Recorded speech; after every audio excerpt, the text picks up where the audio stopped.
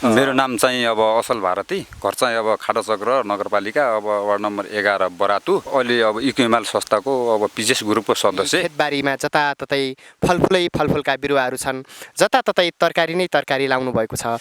अब पहिला अब बुट्टा पनि पाउँथेन हैन, अब अलिकति अब गाह्रै अवस्था हुन्थ्यो उति बेला। अब बुढाबुढीहरूले पनि अब लगाउनलाई मनाइ गर्थे, अब खेतमा पनि रुख लगाउने यताउति भन्दा गर्दै अहिले मसँग लगभग अब त्यही 1000 देखि लिएर 1200 सम्म अब 16वटा आइटम गरेर फलफुलहरू अब रोपेको छु। अहिले जे अब पहिला भन्दा अहिले जे राम्रै छ, अब लगानी पनि बढ्दै गएको छ, आम्दानी पनि बढ्दै गएको छ। अब पछिल्लो समय समुदायमा यो इको हिमाल नेपाल भन्ने संस्थाले पनि यो फलफुल तरकारीहरूका बिरुवाहरू वितरण गर्ने गरेको छ, बिउ बिजनहरू पनि वितरण गर्ने गरेको छ। इको हिमाल नेपालले यहाँलाई केही सहयोग गरेको छ कि छैन? अहिले छ, इको हिमाल नेपालले हामीलाई एकदमै सपोर्टिङ गरेछ, सहयोग गरेछ। अब यहाँ समुदायतिर पछाडि पढेका मान्छे, अब गर्ने मान्छेहरूलाई पनि खोजेर को कहाँ छ कस्तो छ भनेर बारीमै पुगेर अब राम्रो देखरेख गरिरहेछ। अब यो हाइटेक नर्सरीहरू, प्लास्टिक घरहरू, यो अब बिउ बिजनहरू तरकारीको अनि फलफुलका आइटमका बिरुवाहरू सबै मान्छे अब समुदाय खुसी नै छन्। कति आम्दानी गर्नुहुन्छ यहाँले यो तरकारी र फलफुल खेती गरेर? वार्षिक आम्दानी 1-2 वर्षभन्दा अगाडिको भन्दा अहिले अब जे घर र अब बालबच्चाहरूलाई आफूलाई अब 4-4वटा केटाकेटी छ पढाउन लेखाउनलाई सबै अब अनाज खेती चाहिँ म अब गर्दैन। अब 2 वर्ष भयो छोडिसकेको। अब बुट्टा पुरै अब फलफुल नै हो। अब कम्तीमा अहिले 1.5-2 लाखसम्म वार्षिक हुन्छ भने अब मैले पनि एउटा यो लिस्टै बनाएको थिएँ। अब यो लगानी अब अहिलेसम्म यति भयो यताउति भयो भनेर अहिलेदेखि 2088 सम्म कम्तीमा 30,50,000 सम्म फाइदा लिन सक्ने भन्ने एउटा अनुमान छ भनौँ हैन। 2088 सम्मको लागि एउटा प्रोजेक्ट बनाउनु भएको छ, एउटा तपाईले यो टार्गेट त्यो खालको लक्ष्य राख्नु भएको छ।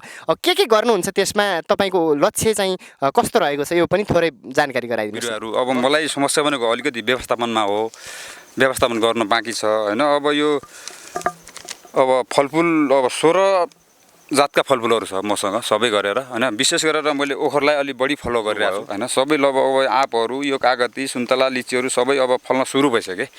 अब वर्ष नि बढ्दै जाने हो। त्यही भएर अब 2088 सम्म कम्तीमा अब 30.5 लाख रुपैयाँ जति आम्दानी आउँछ। अब तरकारी खेतीहरूमा कस्तो खालको तरकारीहरू उत्पादन गर्नुहुन्छ? त्यसपछि गएर कुन आइटमको तरकारीहरू बजारमा लिनुहुन्छ नि यहाँले? तरकारी अब विशेष गरेर अब चिचिन्डाहरू भयो, भेन्टा भयो, अब यो पिरो खुर्सानी अनि यो भेडे खुर्सानी, अब यो हात्तीसुँडे अनि तिते करेला, अब यस्तो अलि थोरै लाउँछु म। अब अलि विशेष गरी फलफुलमा बढी त्यो फलो गर्ने हुनाले अब तरकारी अरूभन्दा अलिकति कम नै हुन्छ मेरो, फलफुल बढी हुन्छ। फलफुलमा चाहिँ बढी हुन्छ।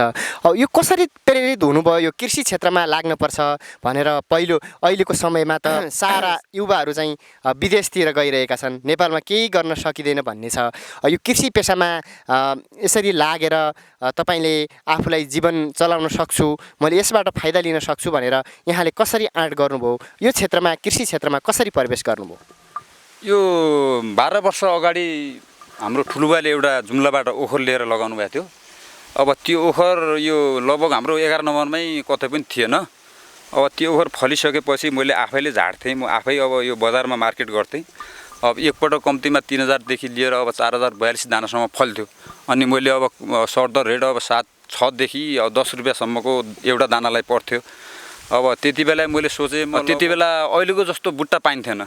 अब कहिले जुम्ला दौडिनु पर्ने, कहिले काहीँबाट, अनि फेरि महँगो पर्ने, अलिक पैसा नहुने। मनमा रहर त थियो, पहिल्यै नै थियो। पछि अब बिस्तारै मैले आफै यो सिक्नुपर्छ, यसलाई अब यो कलमी गर्ने अथवा या उमार्ने भन्ने आफ्नै सोच भएर अनि पछि यही ओखरबाट साइन गरेर कलमी गरेर यताउति गर्दै अब लगाउँदै जाँदाखेरि जहाँ गयो भने यस्तै हो। अब भाइहरूलाई, अब साथीहरूलाई, गाउँका युवाहरूलाई सबैलाई भन्छु म कहिलेकाहीँ। आफ्ना विषयवस्तु कृषि क्षेत्रमा गरेका विभिन्न गतिविधिहरूको बारेमा जानकारी गराइदिनु भयो, यहाँलाई धन्यवाद छ। हजुरलाई पनि धन्यवाद।